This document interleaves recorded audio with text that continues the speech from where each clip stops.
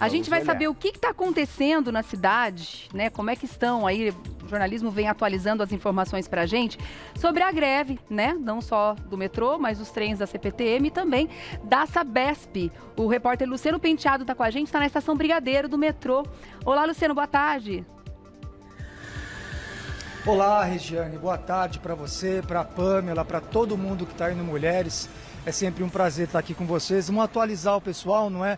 Eu começo com essa informação que o Tutu adiantou aí para vocês, que já teve uma pane agora há pouco na linha 8 Esmeralda, era da CPTM. É uma das linhas, Regiane, que já foi privatizada, né? Quem faz a gestão hoje desse trecho é a Via Mobilidade, e a própria empresa postou na rede social que teve uma pane elétrica e que, por causa deste problema, o trecho entre as estações Morumbi e Osasco da linha Esmeralda está paralisado, e aí foram colocados ônibus do sistema Paese para atender aos passageiros. Bom, vamos explicar um pouquinho, vocês também já comentaram aí no começo do programa, né? Essa é uma greve um pouco diferente, porque os trabalhadores do metrô, da CPTM e também da Sabesp, eles não têm reivindicações trabalhistas. O que motivou essa paralisação é que eles são contra o plano, né, a intenção do governo do estado de privatizar parte das linhas de transporte e também a Sabesp. É por isso que teve a adesão de funcionários da empresa fornecedora de água.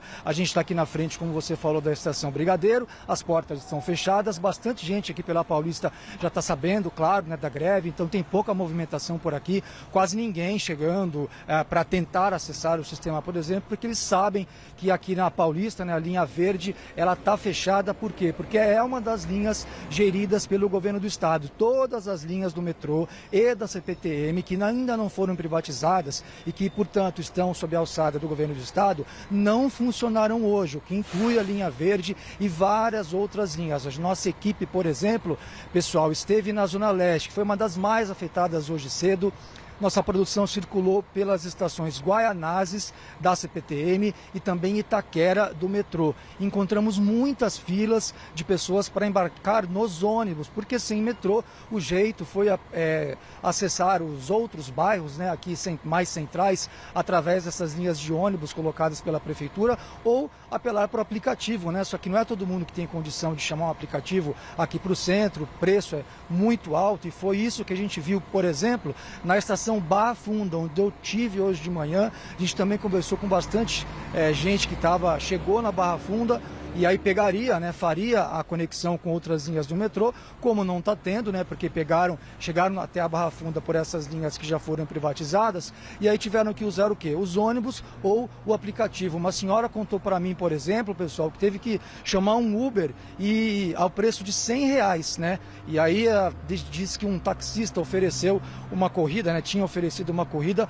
por R$300. Ela disse que, obviamente, que ela recusou. Então, para vocês verem como também por causa disso, um dos reflexos é o aumento, né, das tarifas dinâmicas aí das empresas por aplicativos. A gente também tem notícias da Justiça do Trabalho, porque antes mesmo de começar essa greve, né? Porque assim, essa greve tem a intenção de durar 24 horas, então começou às 4h40 da manhã, que é o horário de funcionamento do sistema, né? E vai até a meia-noite. Só que às 6h30 da tarde está prevista uma assembleia onde os grevistas, né, o sindicato dos transportes, junto com a Sabesp, vão decidir se vão dar continuidade ou não ao movimento. Portanto, a gente fica na expectativa. Mas a Justiça do Trabalho, ela determinou que o metrô e a CPTM fixassem 100% da frota nos horários de pico e 80% ao longo do dia, sob pena, né, sob risco de uma multa diária de R$500 mil.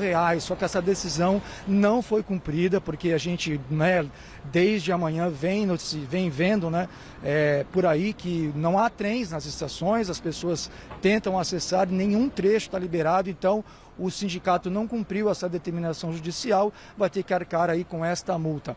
Como eu falei no comecinho, não é que eles são contra a privatização, o governo do estado defende esse plano porque entende que poderia haver uma melhora na qualidade do serviço prestado no transporte. Mas os grevistas falam justamente o contrário e citam como até o Tutu lembrou muito bem, que a linha até que já foi privatizada, a linha 8 Esmeralda e também a linha 9 Diamante, são privatizadas, são geridas pela Via Mobilidade. E a linha Esmeralda é uma das mais problemáticas do sistema. A gente mesmo aqui no Jornal da Gazeta noticiou várias vezes que deu pane, e aí quando dá uma pane paralisa o sistema inteiro, as pessoas têm que recorrer ao aplicativo, aos ônibus, é sempre um caos. E também, além das panes elétricas, a própria manutenção, porque havia a expectativa de que houvesse uma melhoria na parte estrutural, né, dessa linha, e o que os grevistas alegam é que essa melhoria não houve, pelo menos até o momento, e a prova é que teve essa pane hoje mesmo, né, no dia da greve. A gente não tem mais detalhes, porque foi agora há pouco, a gente atualiza, se for o caso, mais adiante, mas o fato é que houve essa pane, então fica esse dilema aí a respeito da privatização. O fato é que o prefeito de São Paulo, Ricardo Nunes, colocou 200 ônibus extras da prefeitura para auxiliar aí, né, nesse caos todo que tomou conta da cidade hoje, está tomando conta, né, desde manhã. E além do prefeito Ricardo Nunes, quem se pronunciou foi o governador. O Tarcísio de Freitas deu várias declarações ao longo do dia. Na mais recente dela, de agora a pouco, ele repetiu que considera a greve ilegal, inoportuna e chamou até a paralisação de movimento político, porque segundo ele essa reivindicação, esse plano, né, essa intenção de privatizar a linha já era uma proposta dele desde a campanha, desde antes de ele ser eleito, portanto ele é contra essa greve. Vamos ouvir agora em detalhes o que disseram tanto o prefeito quanto o governador Tarcísio de Freitas, do Republicanos. Vamos ouvir. Temos aí uma greve de metrô, CPTM, Sabesp, uma greve ilegal, uma greve abusiva, uma greve claramente política, uma greve que tem por objetivo a defesa de um interesse muito corporativo. E aí quem está entrando em greve está se esquecendo do mais importante, que é o cidadão. A Justiça tinha decretado o funcionamento das linhas, né, 100% do efetivo nos horários de pico, de 6 a 9 da manhã, 80% nos horários que não são de pico, e a Justiça foi ignorada. Ou seja, essa turma não está respeitando sequer o Judiciário.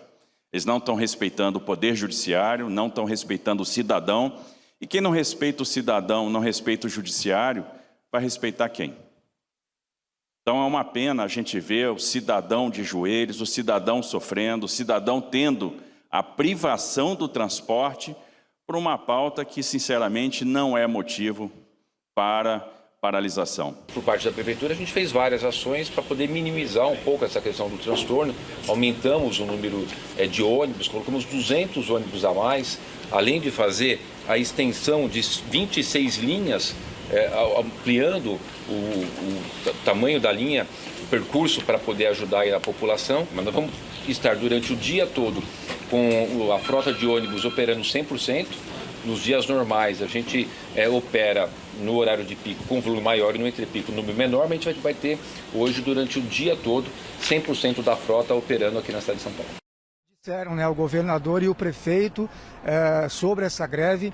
O lado dos grevistas agora, né, eles querem, na verdade, defendem um plebiscito sobre essa questão das privatizações e alegam, não é, os sindicatos das categorias, que a população não está sendo ouvida nessas questões, o que o governo nega, diz que já tem sido feito vários estudos técnicos, no caso da Sabesp, que já está mais encaminhado o processo de privatização, o texto já está mais adiantado, a proposta já está praticamente pronta para ser encaminhada para a Assembleia Legislativa, onde os deputados é que vão decidir se haverá ou não essa privatização. Mas o fato é que, só voltando na Via Mobilidade, que é a empresa que faz hoje a gestão dessas duas linhas, o Ministério Público de São Paulo investiga esse contrato, porque, como eu falei, né, e o Tutu lembrou, essas falhas constantes foram tantas ao longo desses últimos meses que abriu-se uma investigação para apurar o que está ali previsto no contrato, como vocês também falaram, o que estava previsto de melhoria que eventualmente não foi feito ainda, enfim, tudo isso está nas mãos agora da Justiça. E o trânsito, né, para além dessa discussão toda de ser ou não a favor da privatização, a população, claro, ficou refém dessa greve. Só para vocês terem uma ideia, às 8 da manhã, a CET registrou o pico de congestionamento hoje na cidade. Foram quase 600 quilômetros de lentidão, recorde do ano, isso em toda a cidade, né, de índices de congestionamento. As escolas aqui de São Paulo, as escolas estaduais, não funcionaram e as aulas, de acordo com o governo, serão repostas em datas ainda não definidas. Também o sistema de saúde foi prejudicado, porque as consultas, várias delas, tiveram que ser desmarcadas e também vão ser reagendadas em datas ainda não definidas. O que está funcionando, o poupa-tempo e os serviços de zeladoria e também de segurança. E é isso, pessoal, a gente segue acompanhando aqui de plantão os desdobramentos dessa greve e também para ver o que vai sair aí dessa assembleia, né, das 6h30 da tarde, para saber se eles vão dar continuidade ao movimento ou não, mas as informações que temos de momento, pessoal do Mulheres, é isso. E eu volto com vocês aí no estúdio, Regiane, Pâmela e pessoal todo. Tá certo, Luciano Penteado, obrigada pelas informações, viu? Lembrando que tudo isso a gente vai ficar sabendo no Jornal da Gazeta, hoje às 7 horas da noite. A cobertura completa da greve e também a decisão dessa reunião do final do dia, né?